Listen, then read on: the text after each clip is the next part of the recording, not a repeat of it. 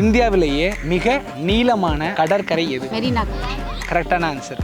மெட்ராஸ்ங்கிற பேரை எப்போ சென்னைன்னு மாத்தினாங்க? இதுக்கு வந்து நான் ஒரு ஹிண்ட் தர்றேன். இது வந்து ஒரு ஆட்சி மாற்றத்துக்கு அப்புறம் வந்தது. அப்படின்னா வந்து might be 95. தப்பான பதில். இது இப்படி எல்லாம் இருக்கு உலகத்துல. அவங்க 2-3 முறை கரெக்டா சொன்னாங்க. 96. அது கொஞ்சம் கன்சிடர் பண்ணுங்க. கன்சிடர்லாம் பண்ண முடியாது மேடம். உலகத்திலேயே ஃபர்ஸ்ட் உருவாக்கப்பட்ட முனிசிபல் கார்ப்பரேஷன் எது?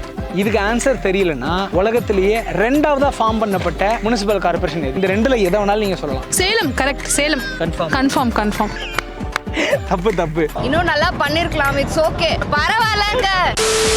சேலம் கிடையாது. சேலம் தான். பெரியவாதான் சார், இப்போ நான் தப்புன்னா நீங்க எனக்கு டின்னர் வாங்கி தரணும், ஓகேவா? நொட்டுவாங்க.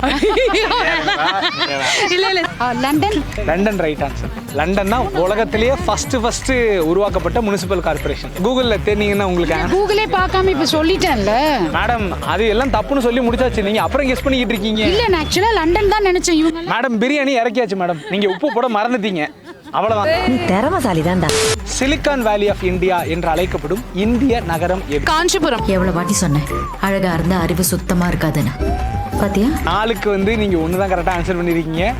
Well plate. ஃபேமிலியா செமையா பண்ணீங்க. சரி, 5th கொஸ்டின் கேட்டுருங்க. இதெல்லாம் எங்களுக்குள்ள ஒரு என்டர்டைன்மெண்ட்டுங்க.